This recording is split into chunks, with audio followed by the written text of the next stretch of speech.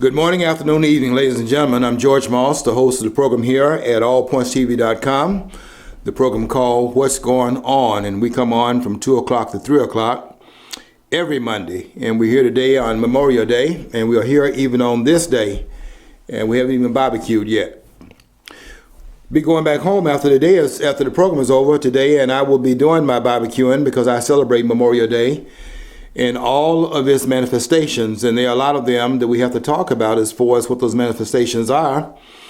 It's not just, it certainly is first and foremost memorializing those fallen soldiers who should be honored and treasured, really remembered and respected for their ultimate sacrifice. They paid their homage to the nation's lifeline, and we pay homage to them for their valor and their incredible sacrifice. It's a day of remembrance in that sense. And one of the things that you realize when you go to we go to the cemetery on Memorial Day, and it's really something just to be observant of what is going on as people go there, because what is happening in this country, and I think it's very good that this is taking place, people go to the cemetery in order to expand upon what the observance is really a political observance, where we are paying homage to the ones who have sacrificed themselves on behalf of the nation. But a lot of people that go to the cemetery on this day go there to pay respect to the personal as well as the political, and the personal is paying respect and homage to their loved ones. And it's something to go to the cemetery and you're doing your, when you clean the grave sites and things of that sort, and you look around you and you see others, planting flowers. Some have the shovels out and they are, digging the grass out of the places or raking leaves away from the site. And what is really interesting to observe is that no one is actually talking to anyone around them. It's more of a moment of silence, or a time to remain silent in the presence of those who have long departed or have departed at some point in the past. And there are no words exchanged. I mean, nobody came over to where I was standing, and I didn't go over to where anyone else was standing, but the sharing was still a matter of that being observed, but the sharing was in the silence. You didn't have to say anything. Everybody knew why the other person was there. And I knew the ones over here were there because I knew why I was there. I was there to continue to remember, what those persons that were in my family tree, what they meant to me when they were here. And now that they live more eternally in my thoughts, I was there to just remember what they were when they were physically present. Now they are present in the innermost calm of my thinking, and more treasured there now, because that's the way we actually create eternity in our own frame of reference. We don't have the ultimate way of deciding the issue, but we certainly can do it on a personal level in terms of remembering and keeping remembrance in our filing cabinet. That's our head. And in our heart, where our feelings are stored, and we can remember what they meant to us when they were here, and continue to try to reflect upon what they would want us to be doing and what they would be doing if they had been given more time to do certain things. And it's in that memory that you continue to reflect, and also you in their memory continue to act.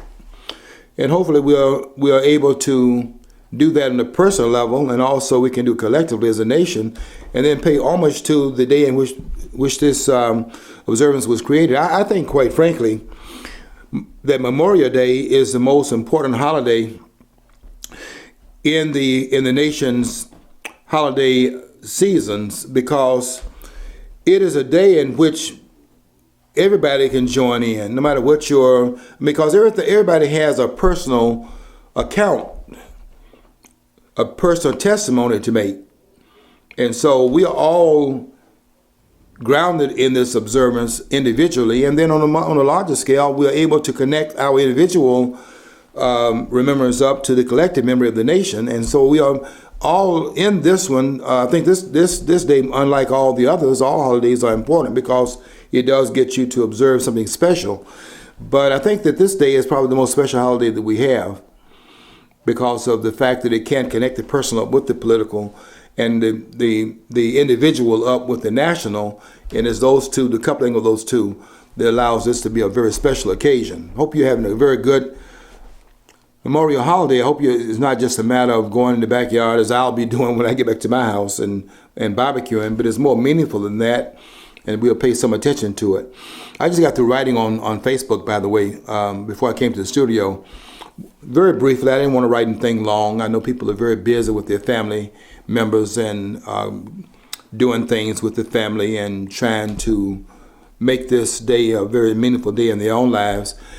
So I wrote a very brief, one page. For me, a brief is anything under 3 pages. And I wrote a one-page observance of Memorial Day. I didn't go into the history of it like I would normally do and go back and talk about what the day means as far as why it was set up and when it was first observed, and why we are doing this special occasion today, the last Monday in May, and how that came to be, and all of the things that there are intending. I wanted to say something on a more personal level, because I'm feeling it more personally now, given the fact that there are so many persons that were in your life that are not here, and so I'm feeling it differently now, given the special people in my own life that have departed. And I'm also aware of the specific political reason for the observance, which is the fact that there's a price that has been born into the nation's existence. It's born with the nation. When a nation is born, there's the need that's also born to defend the nation. And it calls for people to defend that which is created, and some are called to pay price above some of the others who are called to pay a price. All of us are called to do some service, something, because we're here, and we're enjoying certain benefits because we're here. So all of us are called, and then some are chosen for very special matters. And one of the most special matters, quite frankly, is to maintain the independence of the nation, and that comes with a price, because the independence of a nation is never going to be free. It does have a human cost to it, blood as well as treasure. And we come here to this day to celebrate and to remember those persons who did that, and we are here now to say that we can appreciate that level of engagement. I really can't understand why somebody would go. I just read the other day, someone drove a car through one of the national cemeteries. I forget how many cemeteries there are that are national cemeteries, but we've got quite a few of them around the nation. The most popular one of which is Arlington Cemetery, but we have a lot of others around the nation as well that don't get the kind of national attention that Arlington gets, and that's because of the fact that it's the national cemetery that comes out of the Civil War. But by the way, placed in the former homestead of the president of the Confederate State, Jefferson Davis. You know, Arlington is in Virginia, and it's out of that the National Cemetery was, in fact, that cemetery was created. But there are others as well, and that one is the one that's most noted because it's the first of its type to be placed there in memoriam. But I think that our memory is much more widespread right now, and that's why I think this day is very. I consider it. I could be stating more than what is really true, but I consider it as the greatest holiday that we have because of its ability to embrace the country in its totality. No other holiday does that. Merry Christmas. People don't want to say Merry Christmas because there are some who don't have, the country is 70% Christian, 30% is not, and there are some who, even the Christian group, don't celebrate Christmas. Some think of it as a pagan holiday, and you have those kinds of views as well. So different people have different ways of looking at it, even if they are in the same religious, environment. If they're all part of if they are congregants of the Christian faith, they may not necessarily be partisan to the idea of its celebration. But this day is a little bit different, I think. I think that in Memorial Day, you have people that want to celebrate those that they've lost, especially, even if they're not, were not lost on the battlefield, or lost in the service of the country. It's just that everybody has this in common. We all are finite. And I think that one experience above all the others is going to touch all of our lives, quite frankly, is that we're not going to forever be here, and our loved ones are not going to be here forever. And given that reality, that's the one thing above everything else that we all, have in common. And I think that's a grounding point for us to come together as a nation and recognize that we all are this experience together. We are. Well, we say we're leaving, and if you hear these people talking about if the election comes out a certain way, they're leaving the country, or if this happens, they're going to exit stage right. A lot of people say these things. But be it as it may, until it happens, we're all in this thing together. And I think this day gives us a chance to reflect upon that. Now, I say today is both a matter of the personal and is also a matter of the political as well. And the two have been coupled together. And that's a good thing because it allows us to do it both, to celebrate it both on a personal as well as a political plane. And I think that's very good because it's a joining of the individual with the larger you and me and us and ours. And we can do it on a larger scale, and we can come together around a collective idea and in the national setting, and then we can all celebrate that as well. But underneath that, and probably just as important on a personal level, we can celebrate loved ones who are not here, but continue to live. And I went to the cemetery. My mom is not buried in this city, but I do have some loved ones that are buried here in the city of Flint. My mom is buried in Birmingham, and I have to go and pay homage to that site so that I can be there in that environment and just pay some respects to what Elaine Foster Moss, what my mom meant to me in the 58 years of her life. My mom lived 58 years. And was so calm when they say that walk through in the valley of the shadow of death and fear no evil. I just cannot believe how calm my mother was in the face of death. And she taught how to live, and she taught her children how to die. And so the inevitability of it is no longer frightening. I think we all are. It's unknown.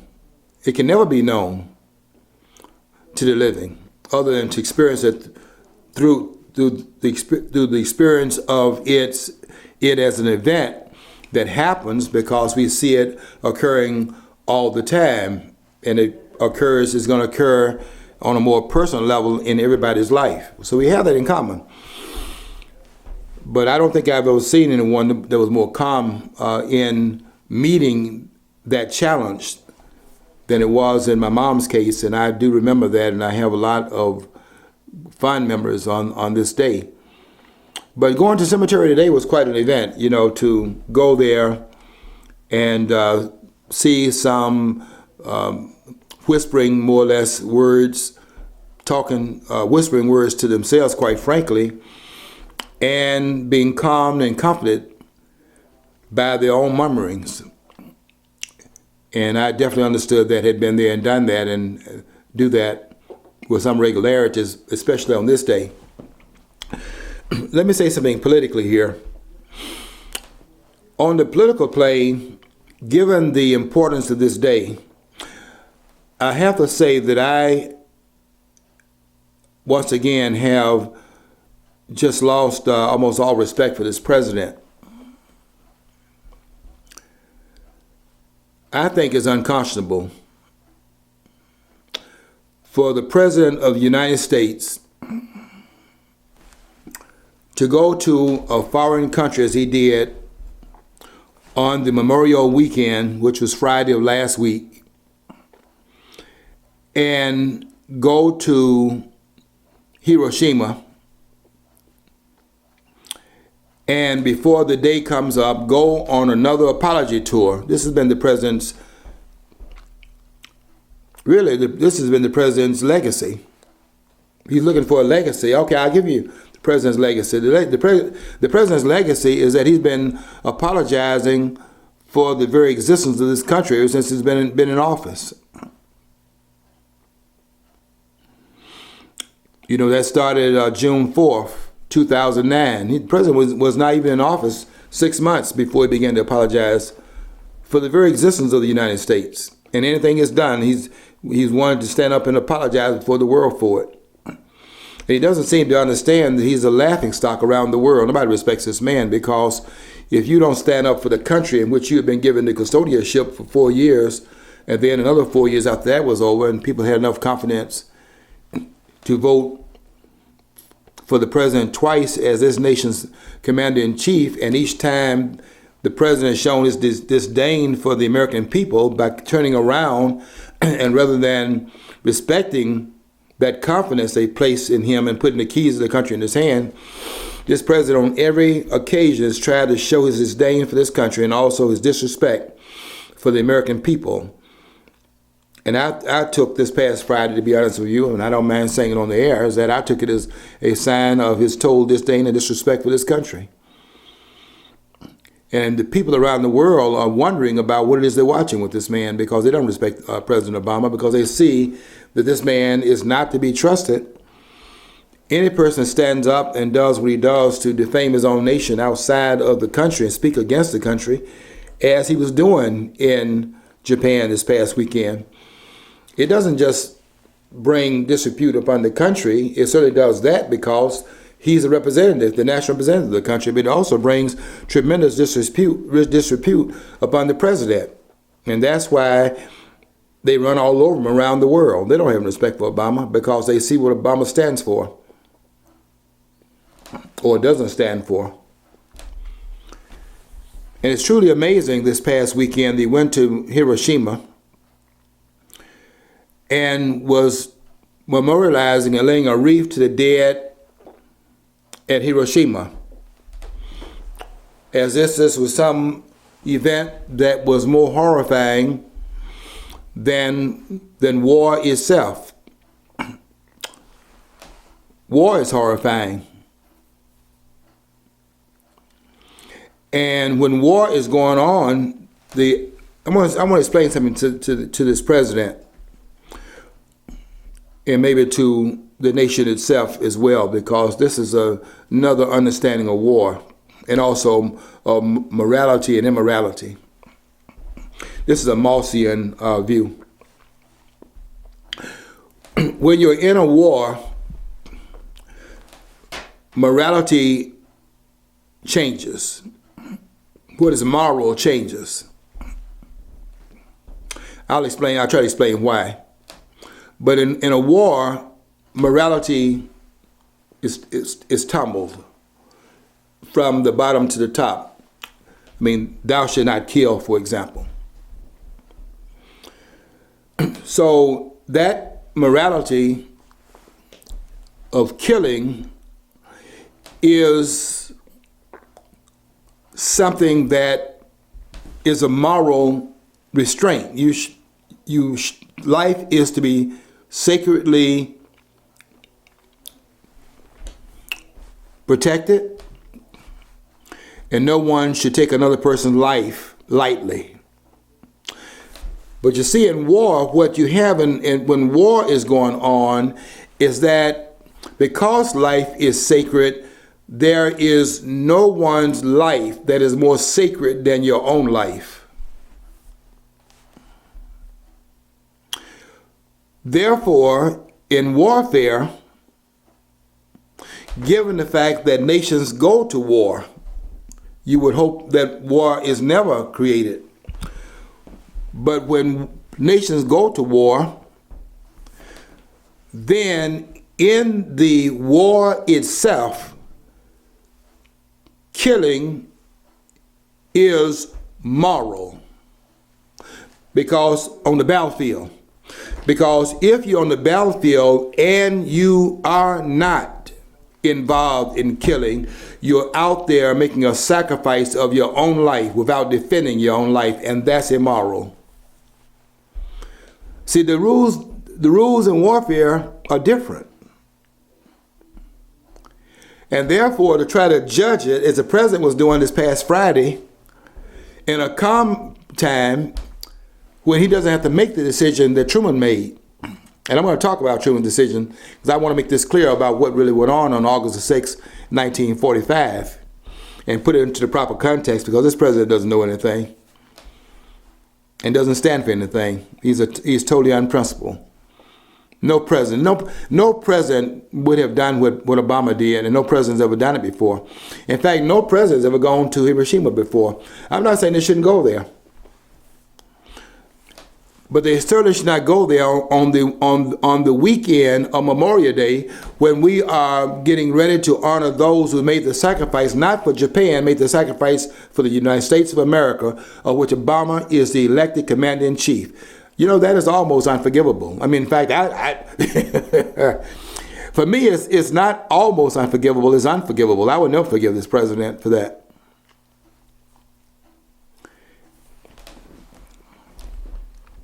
And I can't hardly wait until this man leaves office, because this man, I think that, I really think, quite frankly, you talk about these conservatives.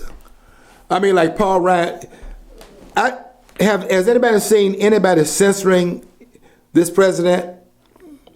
Last night I went on the YouTube. I want to listen to some of these radio programs by some of these conservatives.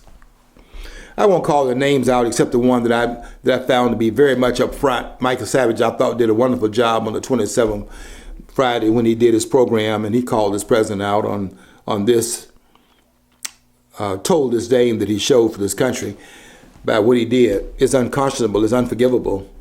I don't forgive the president for this. I mean, I would like to be able to come to the studio today and say the president crossed a line. But I can't say that, because the president has been crossing a line for the last 7 years. So he crossed another line. This line is one that once the president crossed, he cannot cross back over. This is an unpardonable sin for this nation commander-in-chief. And I remember today, and I remember this president of what he did that led up to this day. And I will never forget it. It is unforgivable and unforgettable. I guess that brings me to Nat King Cole, doesn't it? Unforgettable, that's what you are. That's unforgettable. Unforgettable. And it's equally unforgivable, because there are certain things, given the status of the office holder, there are certain things as the embodiment, your office is the embodiment of the nation. It is the only such office that exists. The president, folks, is the single individual through whom his personage is the embodiment of the nation. It is in his persona that the entire nation is peopled. The embodiment of the nation is within the presidency. He is the, and if it becomes a woman, then it'd be she as well, but we've only had male presidents, so I'll say he is the only office holder in the country that the whole nation votes for. The whole nation as voters will vote for. We don't vote for any other office holder in this country other than the President of the United States on a national basis. The rest of it is within the states.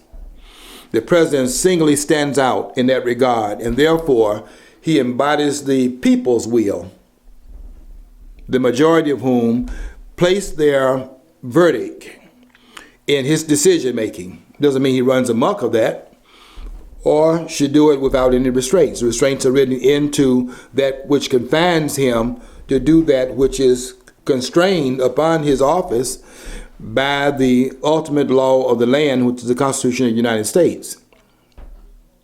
And you would expect someone to understand the virtue that puts upon the office holder, more virtue at that level, by the way, than it would be in another level, because the whole people are embracing that position and not the whole people in the other parts of the political landscape. It's very different for the president than it is for the governor, for example. Also different from the national office holders from the state, senators and members of the House of Representatives.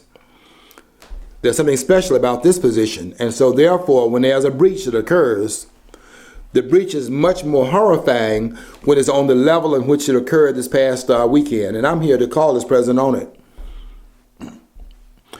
Because that should not have happened, not at this time. And I'll give you some dates in order for you to put it into perspective so you can see how that certainly was out of season. But it's out of season because it was inappropriate given the fact we're getting ready to celebrate the memorial of those whose their valor is to be honored today. It's out of season from the standpoint of the dating of what the president was talking about. And I'll give you the dates of that because I have the dates. I'll share them. You probably know them as well. But I'll share those dates with you. So you can see chronologically it's out of season. But it's ideologically out of season also. There are people who went to the battlefield and fought for this nation. There should be, what's that? Let me see if I do some prints here. Sonia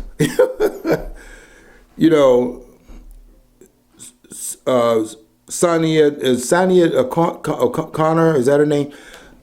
Nothing Compares.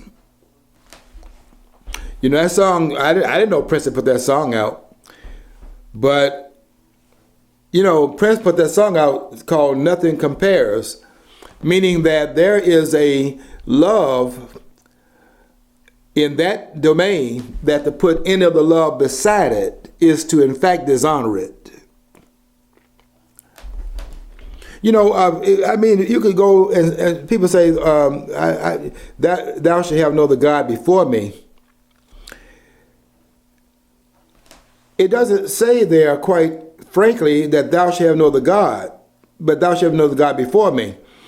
So what you have from that is it's blasphemy to even put another God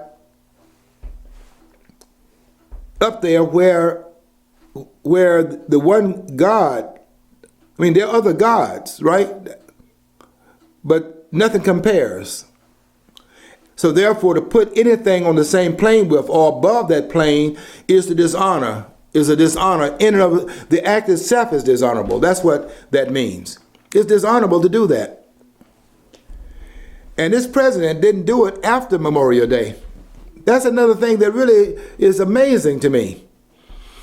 That this man in broad daylight, this was not the midnight hour. This man did this in broad daylight in front of the American people. And that shows you what this president thinks of the American people and thinks about this country. No person would have done that. No president has even ever visited Hiroshima before. I'm not saying they shouldn't go there. But everything, to all things, there's a season. A time to be born and a time to die. And to those seasons, all of us are called. Because everything in the universe exists in its own time. And this was not the time for it. And the question is why, therefore, was this done? And it doesn't take a rocket scientist. This president was purposely. It was one of those in-your-face moments. We've had a lot of them over the last 7 years. And I tell you something, after that happened this past Friday, I started my countdown down all over again. I had lost count of how many more days, 239 or so, that we have left with this president.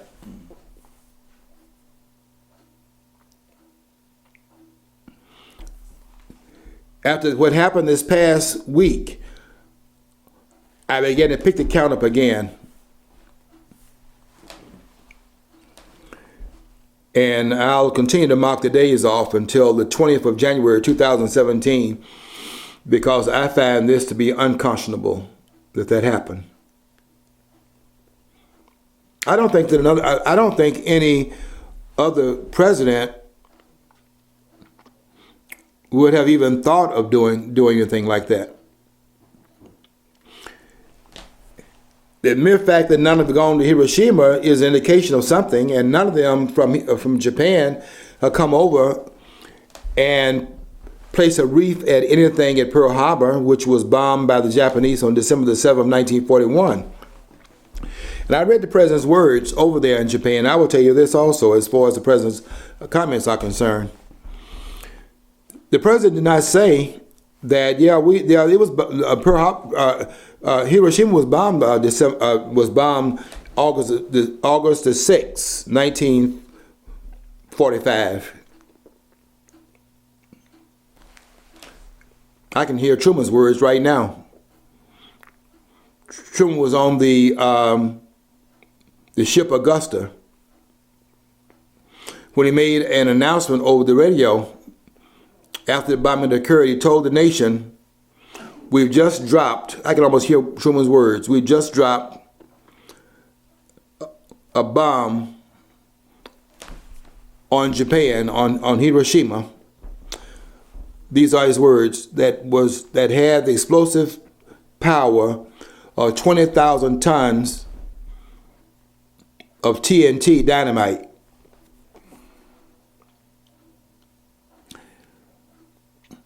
And there was no remorse in Truman's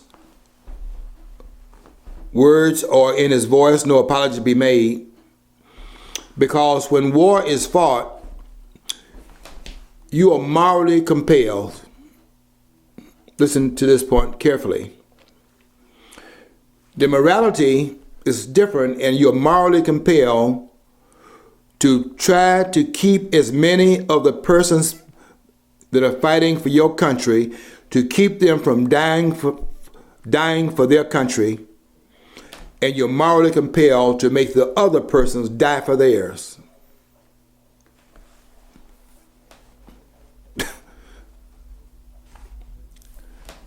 I don't think we get it, because I see too many apologists out here. You know, we don't seem to get this. I would like to see nobody studying war, but as long as countries are peopled by human beings and not peopled by angels, war is a possibility, and it's probably always going to be on the table. I don't think there will be a time when there will not be war. In fact, there's never been a time in the world when the world has been at peace with itself. So war is going to happen.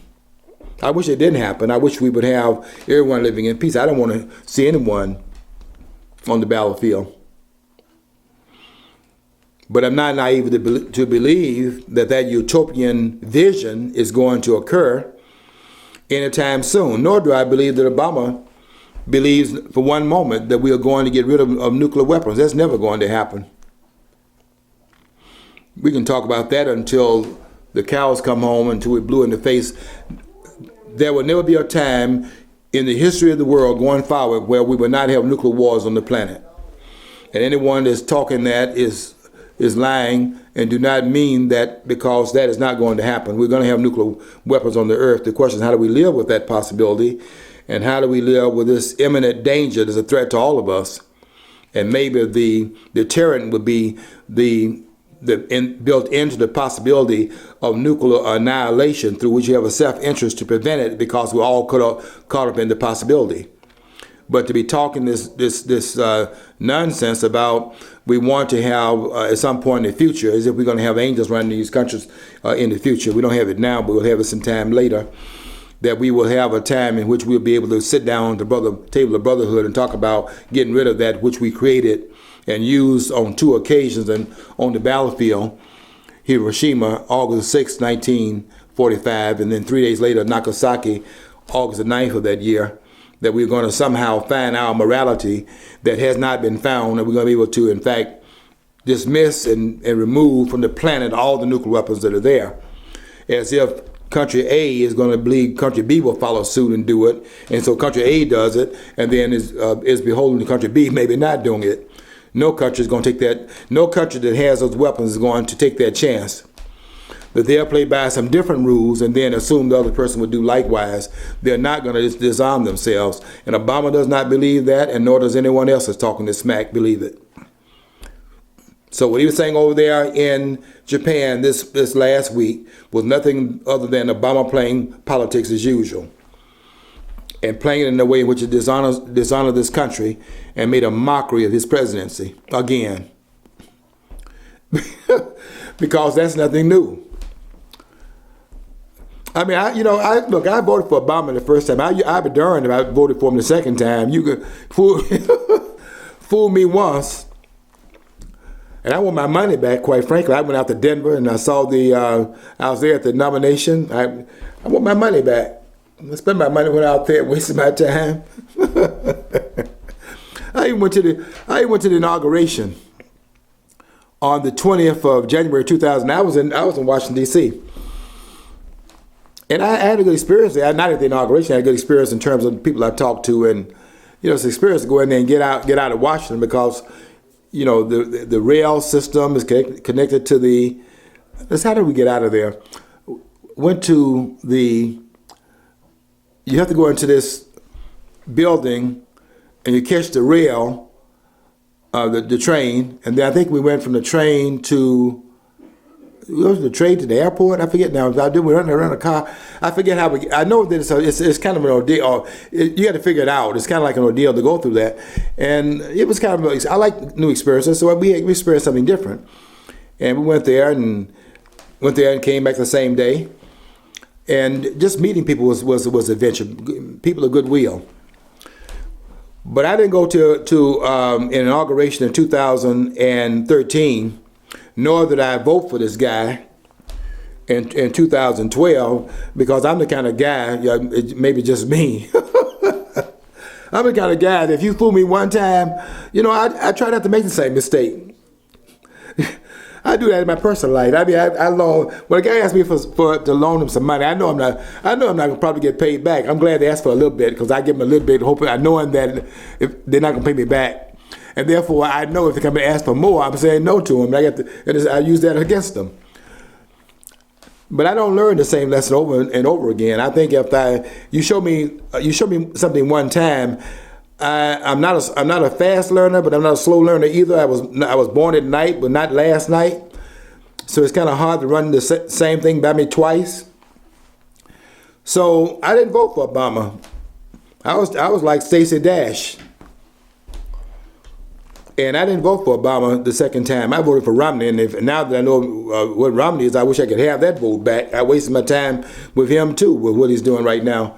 And if he's running now, if he talk about running, they talk about Bill Kristol's talking about running somebody in a third party because they don't like Trump running. They're trying to claim that their objection is because he is not conservative enough. But I heard those guys before they covered themselves back up talking about voting for Hillary Clinton. So I know that that's not the reason why they don't like Trump. It has nothing to do with any conservatism. It has to do with vested interests.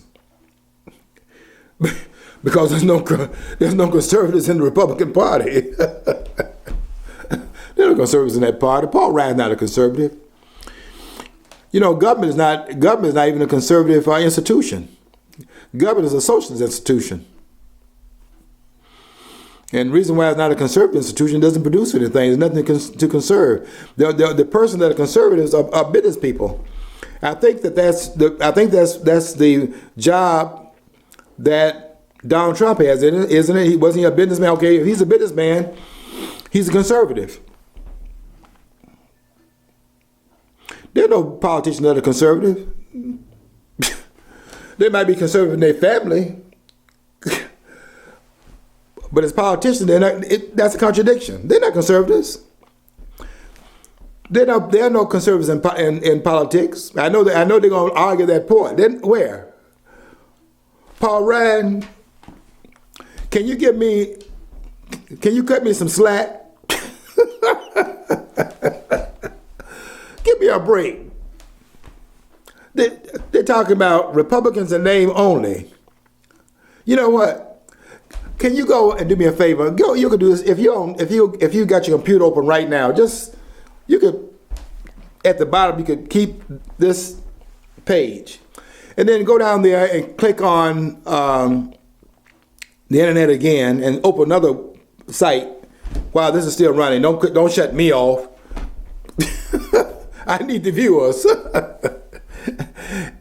But you can pull up another post and put up the word Republican or the word Republic, which is guaranteed in the Constitution, Article 4, Section 4.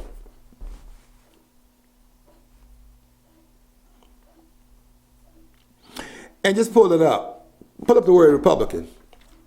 And then when you get the definition of the word, ask yourself, what politician do you know of or have known in the past that fit that definition? And I'll tell you what the answer is. I'll give you the answer before you even go there. The answer is none.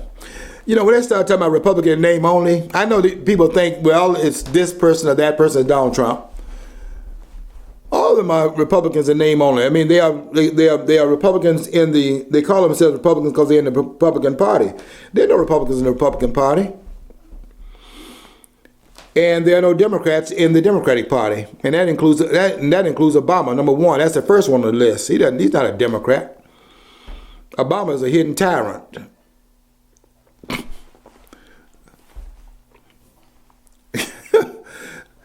I mean, we got to be real here. Can we in America today have an honest conversation without anyone worrying about how that is in fact being viewed by others? Can we stop being terrorized by people making us believe that using words is a matter of tyranny? Can we get back to being the country where we exercise the freedom to speak freely in this country? Because we're going to be enslaved by our refusal to speak, to use words that's appropriate to the situation. This president was involved in a hidden form and a soft version of treason. And I wish I could say that was what he crossed the line. I wish I could say that. But this president has been crossing a line ever since he took office. That's just real, folks. It's real as rain. I'm going to say it. Because if it's true, you don't have to send me a telegram. I'll put a message in a bottle, right? You don't have to. I'm going to tell you. Because the truth should set you free. I'm a free American. I'm probably one of the freest Americans in the country, quite frankly, because I hear all the noise about, oh, he said this and he said that. Well, keep saying it, because I don't care what the critics say. I'm not bothered by the critics. I'm into my own space, and I don't let everyone in that space. And I'm very comfortable with that. This is a special day today, and I remember the fallen soldiers And in that, and coupled with that, I also remember Elaine Foster Moss, and those two, coupled together, give me all the grounding I need. So I come to Memorial Day, quite frankly, to re-energize myself, because you get beat down out there. And I have to tell you something, I don't really care about who a person is in the morning. I want to find out who they are when they're going to bed at night, after the world's been beating down on you for the whole day. Then who are you as you turn in? Who have you become between the time you got up and the time you retire at the end of that day? And have you been changed by that? Eric Fromm's book, right?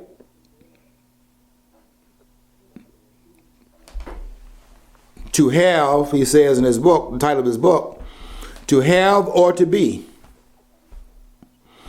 And most persons are in the having mode, the acquisition, the need to have a claim,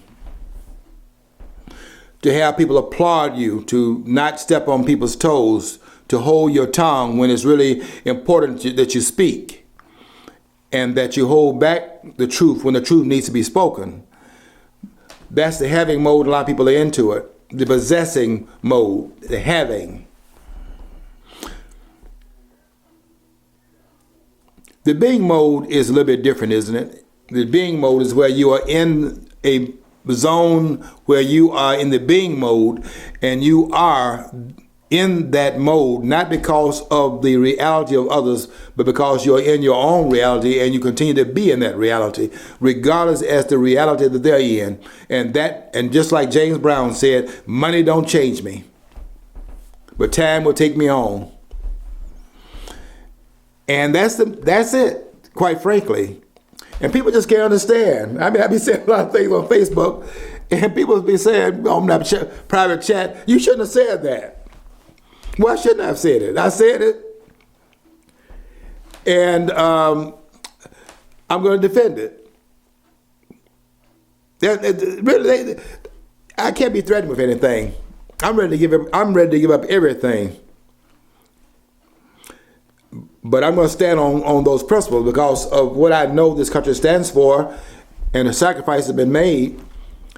And I know of the sacrifice made personally. I couple that sacrifice in a larger way with the collective sacrifice, with the smaller sacrifice. That is the ones that, in fact, were in my life that gave me certain grounding points. You know, somebody who I really admire? I admire Donald Trump's wife. I really do. I hear her say things like this, and it reminds me so much of my own mom. She says, Barron, they have a son. She has a son with Donald Trump. Trump has some other children, but they have a 9-year-old, maybe 10-year-old child together now. I think he's 10 years old. And they ask her why she's not out there on the campaign trail. You'll see her once in a while, but you don't see her on a regular basis. And she says, we have, in that accent she has, which makes her stand out even more as a citizen of the country, because we are a hodgepodge of people that have come here, but they must come here legally, and she came here that way, and so therefore that's what we should do. Embrace everyone, but based upon our own terms, our own laws. And she says, we have a son together, and I'm raising him, and I'm giving him values. And I mean, when I hear that, I say, wow, you know, that's it. I don't know what kind of president that Donald Trump would make. I think he'll make a better president. I know he'll make a better president than the one we got right now, and it cannot be a president we've had, as bad as some of them have been. There's been none like this president. You know, I think it's weird, though. Everybody makes it. I've seen postings on Facebook about how bad Trump treats women. And I'm thinking, you know, Bill Clinton treated women like they were like the entire world is like his fraternity. And they hang around front of the fraternity boys. He's like this frat boy. Yet Trump is supposed to be so derogatory toward women.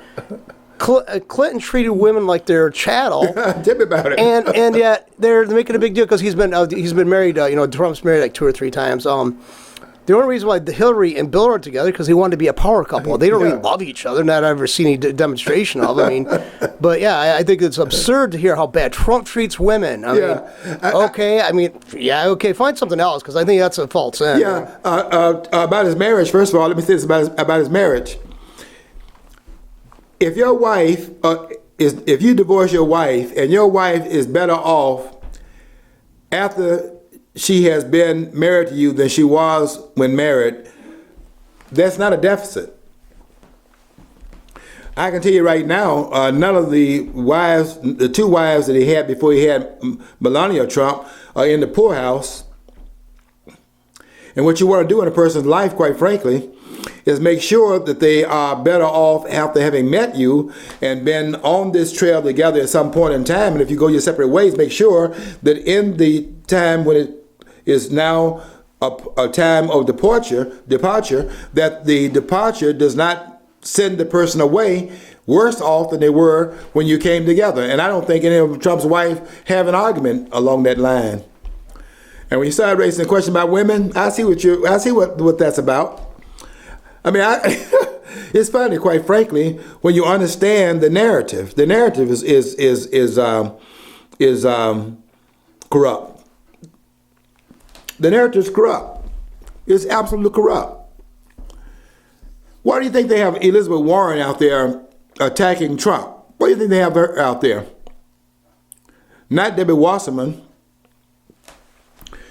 and not this guy from Nevada. I don't even want to call his name, but I'd be okay. Harry Reid. Get that out of my mouth. Okay, I mean these persons. Why don't they have Harry Reid do it? Just a minute. He puts a bad taste in me. I gotta go eat some barbecue when I leave here. They can put a bad taste in my mouth. Why don't they have a male do it? You see, that's politics, isn't it? Anything that Donald Trump says, given the fact it's attacker, they've appointed an attack. I'm not calling anybody a dog now. I'm saying attack dog in the sense that you sick your dog on somebody. I'm saying in that way, not downsizing anybody's humanity. Why do you think they have this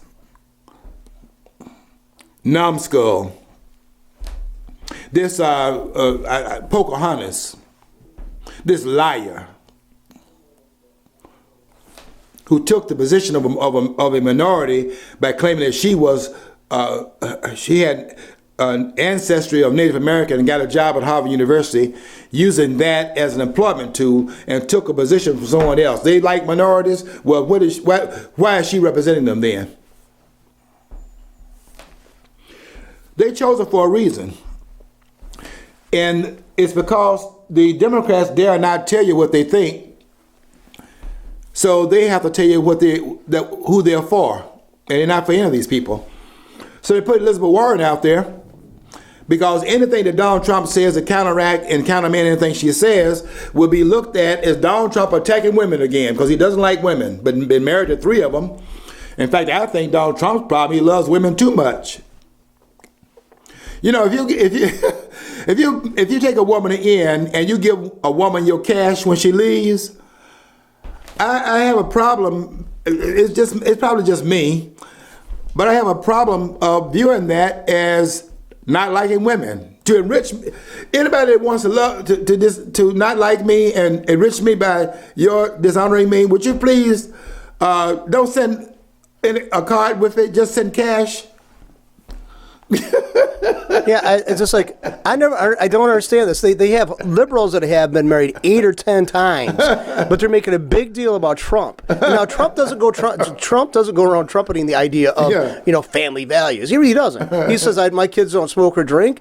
We don't use drugs, and and it's like that's a good thing. I mean, you got clear-headed people. Yeah. But why is he worse for being married 3 times than any other of the like I said, they always make Al Franken made a deal of like, I was only married once, but he was also a cocaine addict in the past, but we can't ever say that because he's a Democrat. These people like to pull out things that they've done themselves, but they want to throw that A Republican's got to be perfect. A Democrat, the more trash you have and more skeletons in your closet, the better you appeal. Mm-hmm. Even if you try to keep it, it's a secret and comes out, you just admit to it, a little bit of shamefacedly, kind of a mocking tone, and all's forgiven. But a Republican, he's married 3 times. And let's face it, Trump was a Democrat for most of his life. Millionaire. How much money did Ivanka have before she married Donald Trump? She was a model. He likes these models.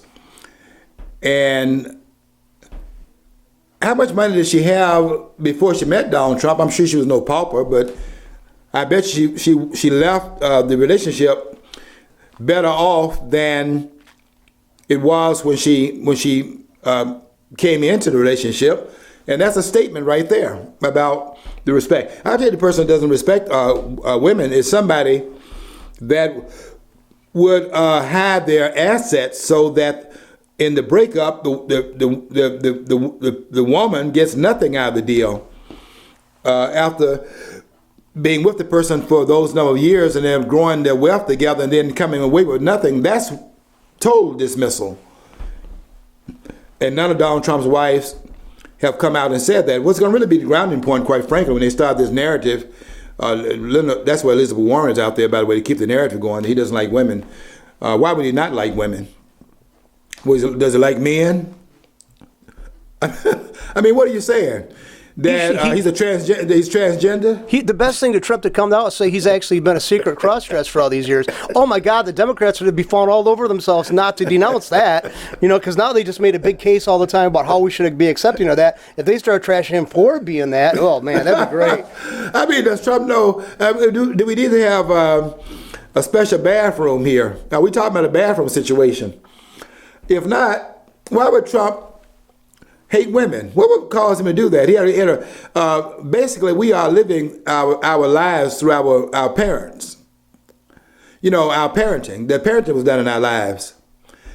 And Donald Trump compliments, I listen to him closely, and he gives his father a lot of credit. I love him when he says things like, my father would tell me, he says, son, because Donald Trump is that kind of guy. I love him for this as well. He's one of those guys rough around the edges. He's not politically correct, and that's very attractive to me, because I'm one of the most politically incorrect persons that I have in my friendship group, and those that's in my friendship group are in there because they can tolerate me being politically incorrect, because I'm politically incorrect. I'm gonna tell you what's on my mind. If you can't stomach that, that's your stomach.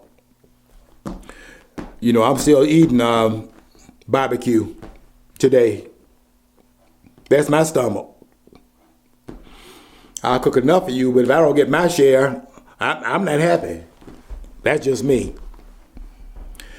But I love Donald Trump when he says his father would tell him, son, you look too rough. Take the lumps out. Take the lumps out.